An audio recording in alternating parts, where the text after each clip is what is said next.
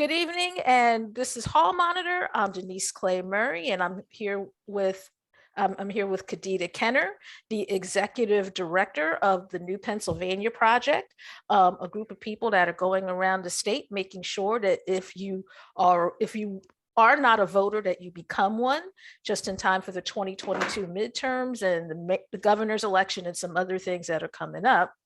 But I wanted to have her on to talk about redistricting and some of the other things that are going on that are related to your right to vote. So thank you for joining us, Kadida. I really appreciate it.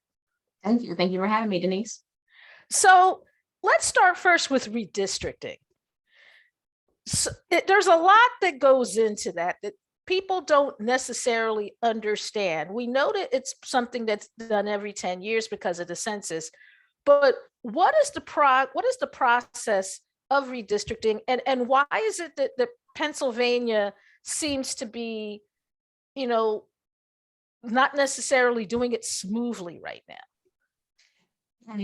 A lot of folks call Pennsylvania a battleground state, and it is, but it also is a very gerrymandered state. And so, as you mentioned, every 10 years after we complete the census, if we're actually doing that, right? So that's important to note. We do reapportionment of the districts so that the people of the Commonwealth can actually elect legislators versus legislators selecting who it is they're going to represent. And so that's the key point here when it comes to redistricting, the reapportionment, and the process. So in the past, the process has been that legislators create the maps, which helps you if you're someone who's a legislator currently and you're hoping to protect your incumbency because you want to get reelected, that you draw a map that is favorable to you so that you have a better shot at being reelected versus what the changes in the demographics are.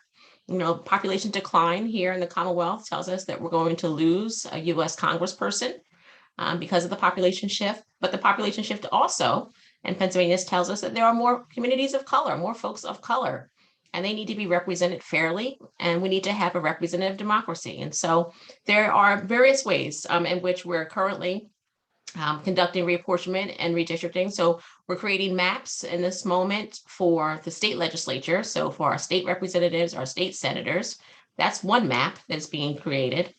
And that was being done with the LRC, the Legislative Reapportionment Commission. And they're going to determine what maps it is that Pennsylvanians will get to vote on. Districts come the May primary. Hopefully we're going to have a May primary on May 17th. If that doesn't change because we're still waiting for maps to be approved. Then there's also the congressional maps. And those are the maps that let us know that we're going from having 18 US representatives representing us in DC and going down to 17. And those maps need to get redrawn and be fair. And in the past, they've been drawn by legislators who, again, protect their incumbency.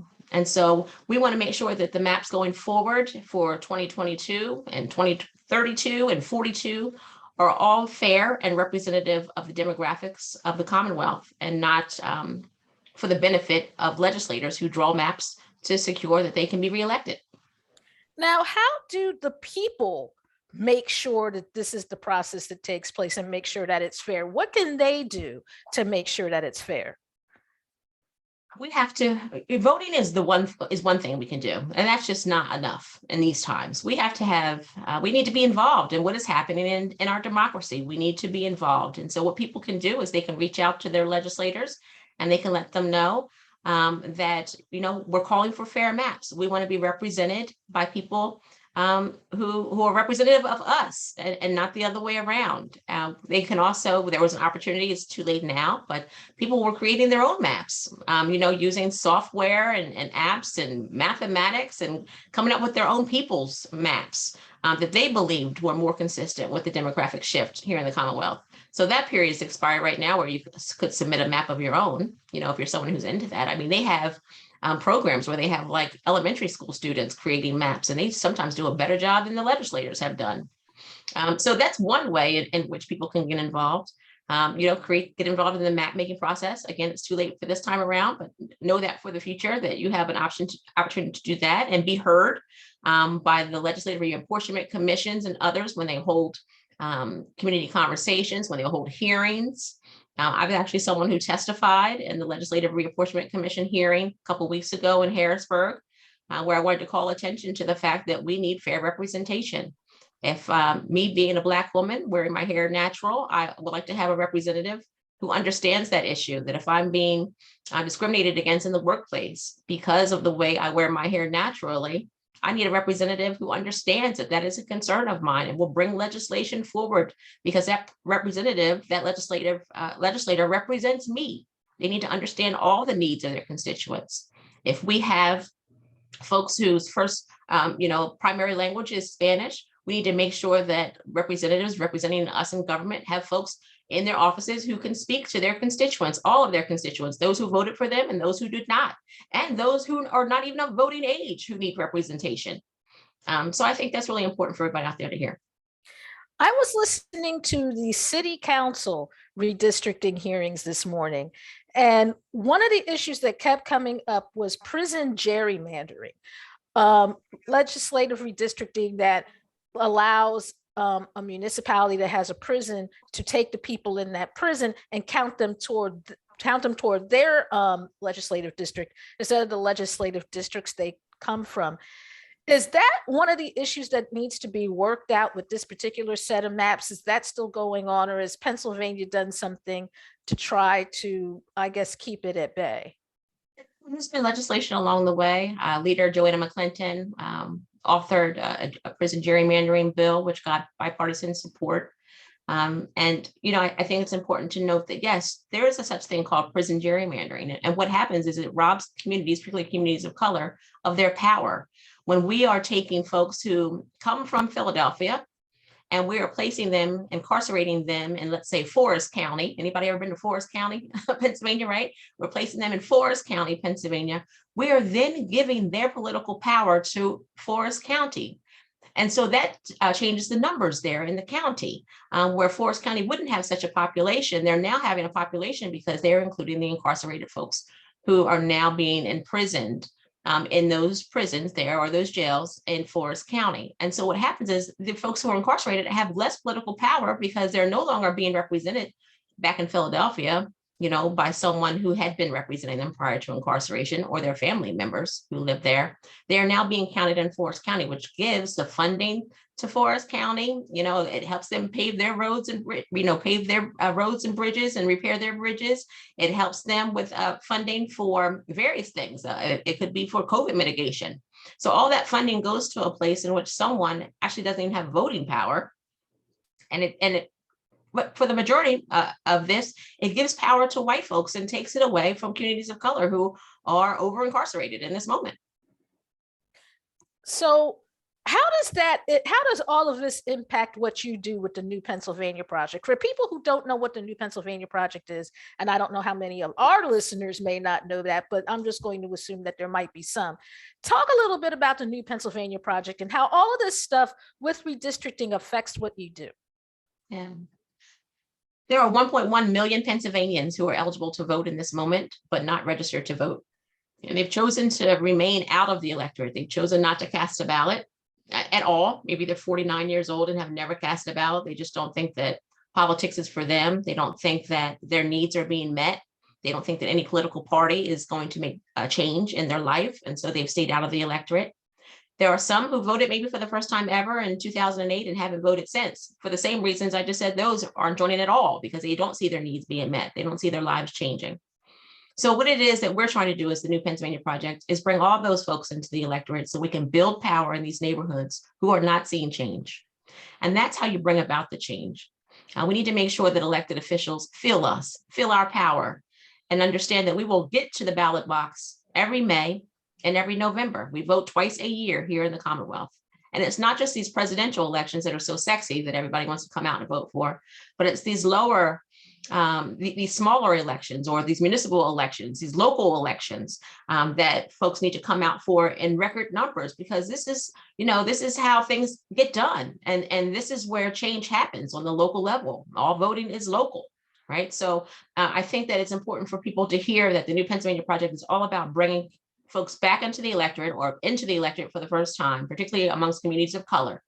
There are 20% of all Black folks who are eligible to vote are not registered. 31% of all Latinx folks who are eligible to vote are not registered.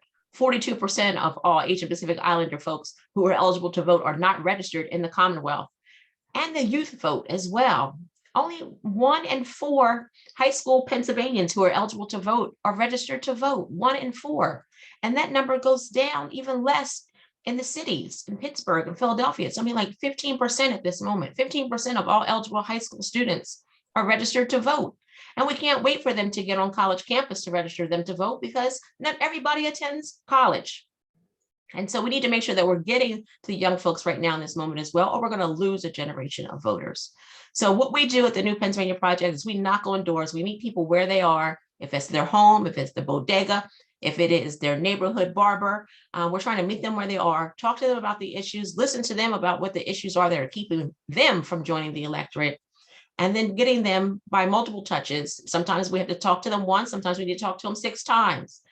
Before they're actually going to join the electorate and then show up at the polls, because that's the hard part. Those most recently registered to vote are the least likely to actually show up to the polls. And so not only are we registering folks to vote, but we're providing constant contact after we've registered them to vote to ensure they actually get to the polls. And hopefully they do that how they choose, either by voting by mail, which is still a thing. You know, although the Commonwealth Court ruled something different this past Friday, we can still vote by mail. And I encourage everyone who's out here who's listening that if you want to vote by mail, continue to request a mail-in ballot, have that application filled out, and send you a ballot at your home so you can vote from home if that's how you choose to do so. One last question before we let you go. The status of, you mentioned the Commonwealth Court decision regarding mail-in voting. Has the Supreme Court taken that up yet? How did that decision even come down? So the Republican Party very upset about what's happening there in terms of the legislation that was passed. Act 77 is the legislation that provided for us to have voting by mail, amongst other things, extended deadlines for voting. It also eliminated straight ticket voting. So initially, Act 77 had bipartisan support, passed by both Republicans and Democrats. But then in the 2020 election, you had record numbers of communities of color, young folks, working folks coming out in record numbers and casting their ballot, either by mail or at the location. And this is what we believe to be the reasoning for trying to do away with vote by mail. It was very successful. It's how so many stayed safe in the midst of a global pandemic, by being able to cast their ballot, by not even leaving their homes, by mailing in their ballot or using a drop box, which was convenient to them. And so it's a shameful in this time that the results of an election have driven some partisans to want to repeal, an act that withdrew barriers from folks who are trying to cast ballots. If you're working 2 and 3 shift jobs, a 13-hour window on a Tuesday in November is just not enough.